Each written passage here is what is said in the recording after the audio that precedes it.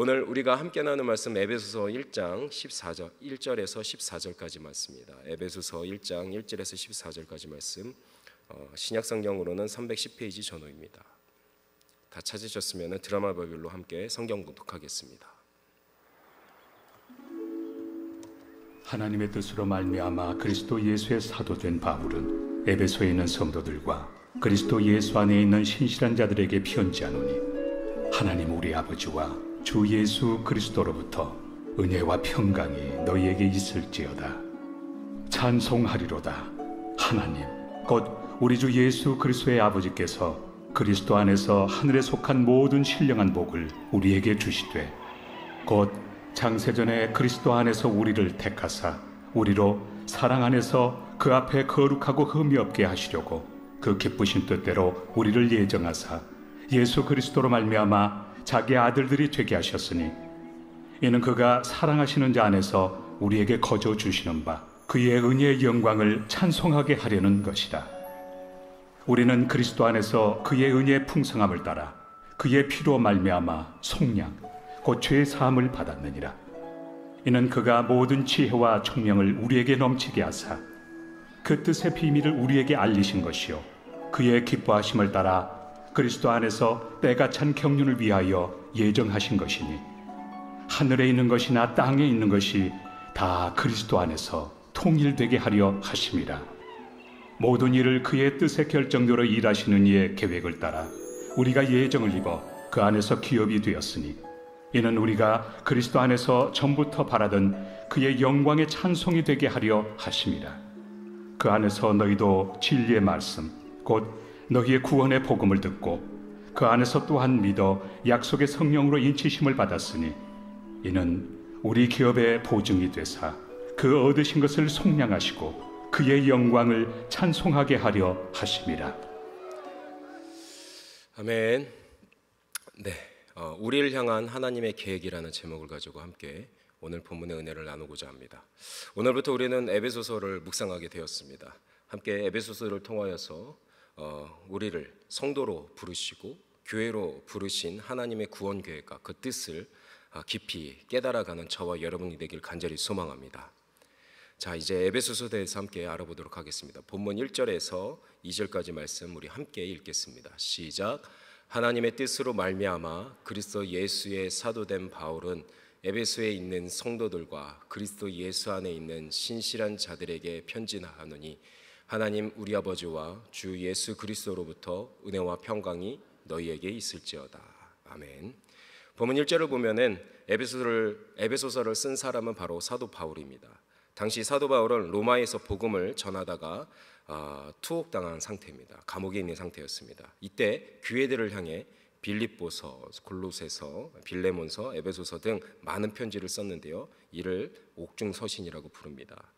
본문 1절 하반절을 보면은 이 편지의 수신자에 대해서 당시 사도 바울은 에베소 교회 성도들과 그리스도 예수 안에 있는 신실한 자들에게 보낸다라고 지금 말하고 있습니다. 즉 에베소서는 에베소 교회 성도들만 대상으로 쓴 것이 아니라 주변 소아시아 지역에 있는 모든 교회들을 향해, 성도들을 향해 쓴 회람용 서신입니다.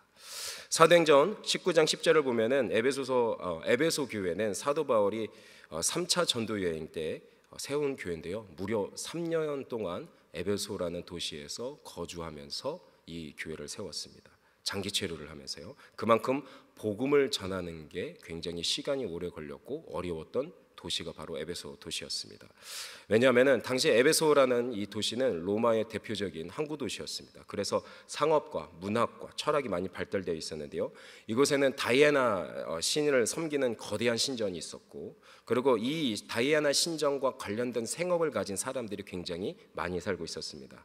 그러니 사도 바울이 복음을 전하면 전할수록 에베소 사람들은 어떻게 될까요? 생업의 위협이 가해졌을 수밖에 없었을 것입니다. 그래서 사도 바울은 복음을 전하는 데 많은 핍박을 당할 수밖에 없었습니다. 이후 교회가 어느 정도 자리를 잡게 된 이후로 사도 바울은 디모데에게 에베소 교회를 물려줍니다. 맡깁니다. 그리고 다시 자신은 전도 여행을 떠납니다. 이후 주 61년경에 앞서 말씀드렸다시피 바울은 로마에서 복음을 전하다가 감옥에 갇힙니다.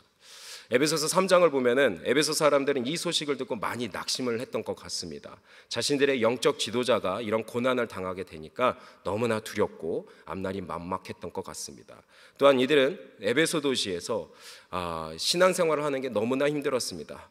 헬라 우상 문화와 그리고 여러 가지 핍박에 에베소 교회 사람들은 압도당해서 굉장히 흔들리고 있었습니다.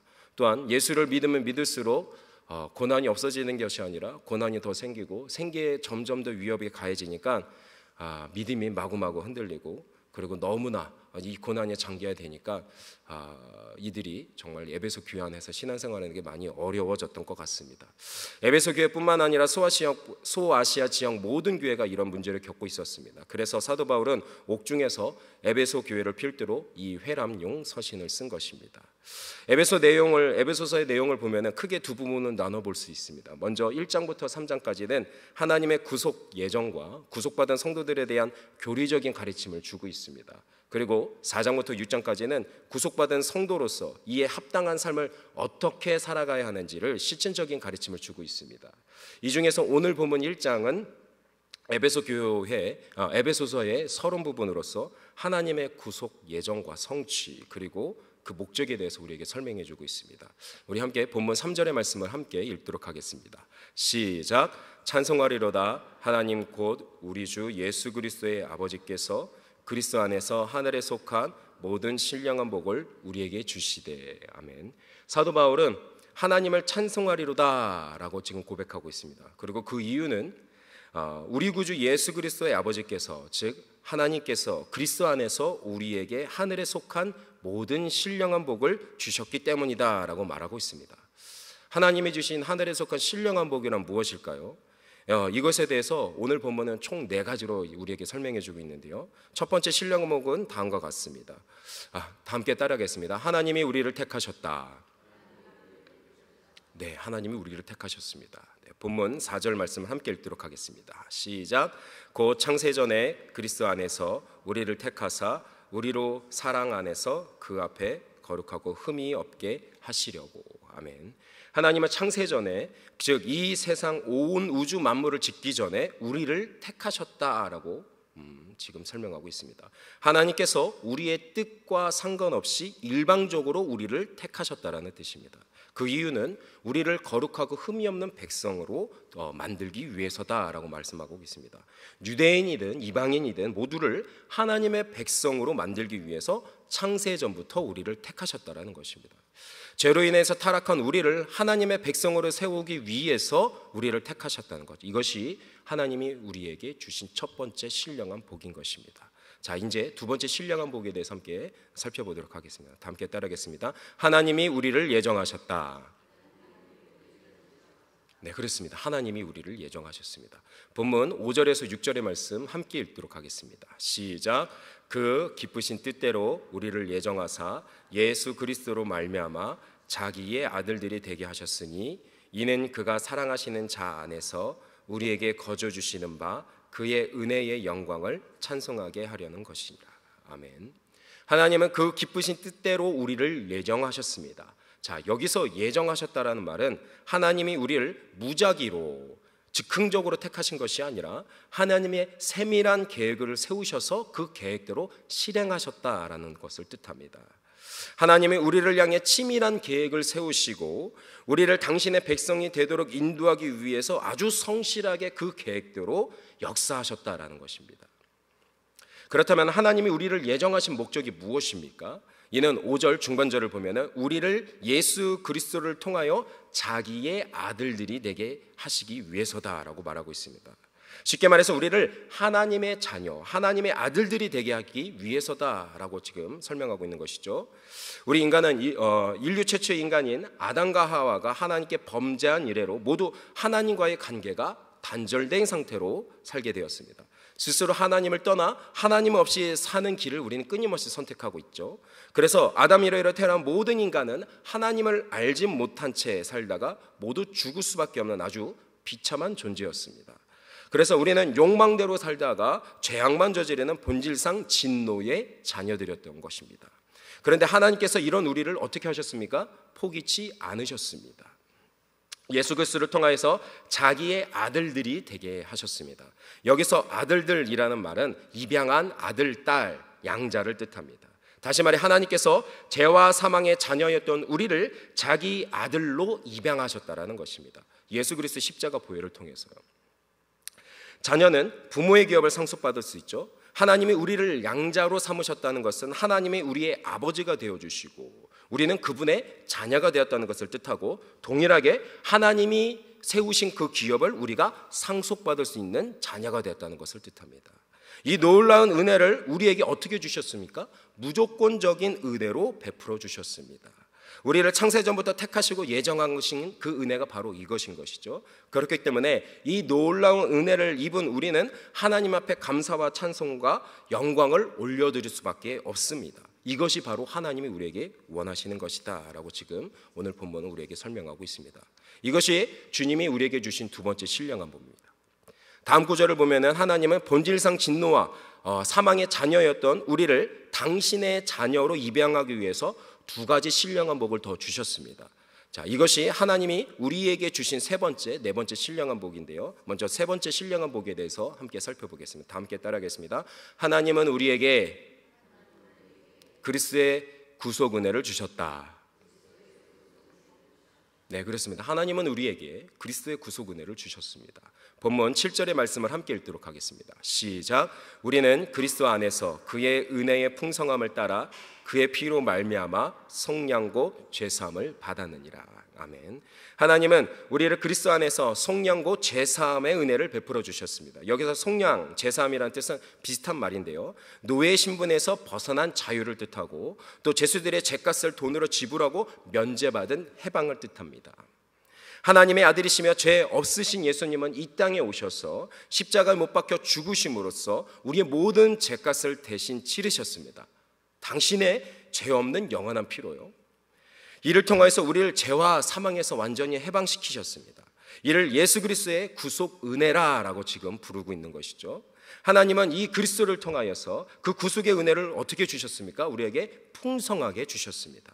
여기서 풍성한이라는 말은 차고 넘치다라는 뜻을 갖고 있습니다. 이는 우리의 과거, 현재, 미래 모든 죄를 다 사해 주셨다라는 뜻입니다. 그 죄사함, 용서함의 은혜가 우리에게 한량 없이 영원히 지금 우리에게 내려지고 있다, 베풀어 주셨다라는 것을 뜻하십니다. 그래서 우리는 신앙생활을 하다가 유혹에 흔들리고 넘어져도 다시 일어날 수 있고, 쓰러져도 다시 이 신앙생활을, 하나님의 자녀된 생활을 우리가 계속 살아갈 수 있는 것입니다. 이 놀라운 구속의 은혜를 하나님께서 그리스도를 통하여서 우리에게 베풀어 주셨습니다. 믿으십니까? 네.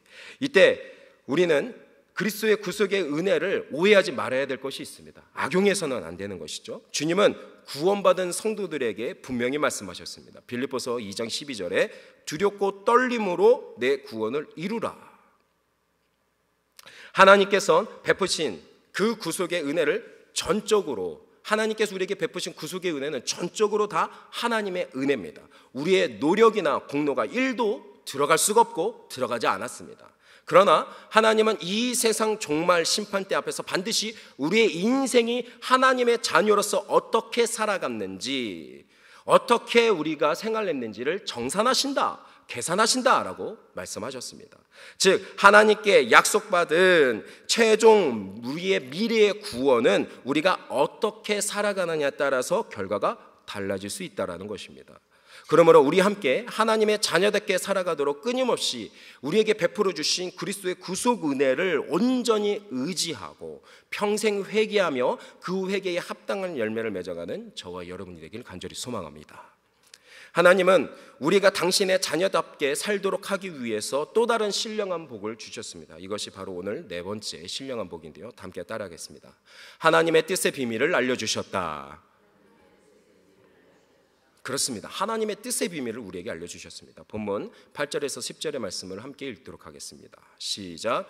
이는 그가 모든 지혜와 총명을 우리에게 넘치게 하사 그 뜻의 비밀을 우리에게 알리신 것이요, 그의 기뻐하심을 따라 그리스도 안에서 때가 찬 경륜을 위하여 예정하신 것이니 하늘에 있는 것이나 땅에 있는 것이 다 그리스도 안에서 통일되게 하려 하심이니라.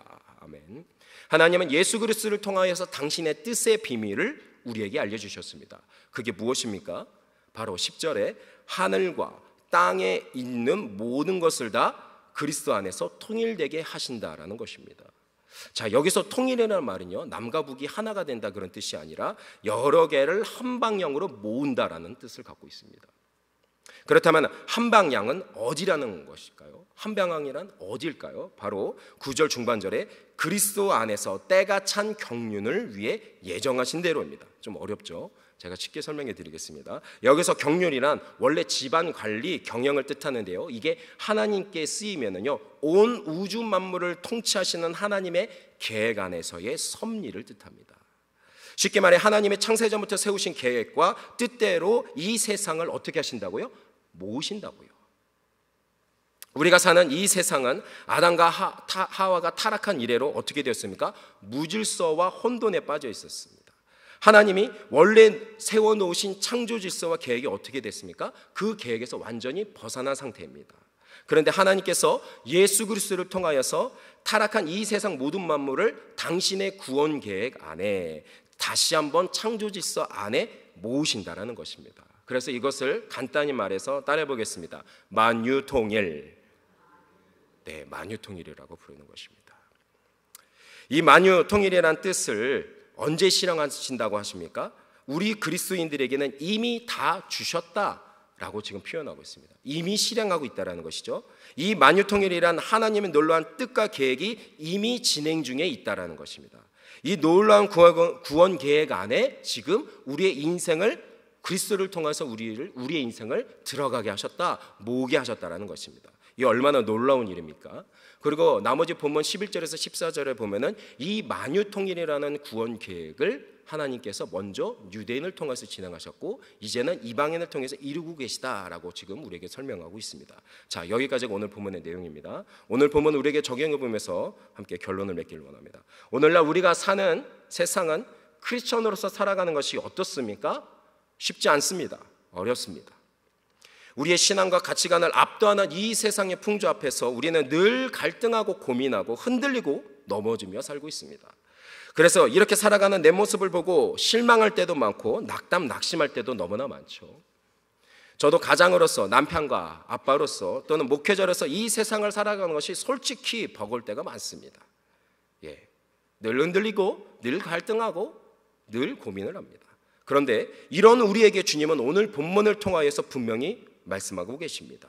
너를 향해 내가 세운 계획이 있다라는 것입니다. 그러니 포기하지 말고 낭망, 낙심, 절망하지 말라. 내가 반드시 너희를 도와주겠다라고 우리에게 지금 약속해 주시는 것입니다. 할렐루야. 이 놀라운 주님의 은혜가 여기에 모인 우리 모든 성도님들에게 임하기를 간절히 소망합니다. 늘 남들과 비교하면서 위축되어 있는 우리를 향해 경쟁사회에서 사람남교에서 우리의 영혼을 갈아넣으며 살고 있는, 그래서 완전히 믿음이 바닥에 났고 소진되어 있는 우리를 향해 주님은 오늘 본문을 통하여서, 이 에베소서를 통하여서 너희를 향해 내 계획을 알려주겠다. 그러니 그 낙심하는 자리에서, 절망의 자리에서 일어나라라고 지금 우리에게 초대하고 계시고 우리의 손을 붙잡고 계신 것입니다. 그러므로 우리 함께 에베소서를 통하여서 날 향하신 주님의 놀라운 계획을 다시 한번 온전히 깨닫고 하나님의 뜻, 계획 안에 온전히 살아가는 우리 모두가 되시기를 간절히 소망합니다. 어떤 고난과 역경이 와도, 어떤 절망과 낙심에 빠질지라도 날 향한 구원 계획이 있기 때문에 그 계획을 이 에베소서를 통하여 다시 한번 깨닫고 다시 한번 이 자리에서 일어나서 걸어가는 저와 여러분, 우리 성만교회 공동체 모두가 되시기를 예수님의 이름으로 간절히 기도합니다.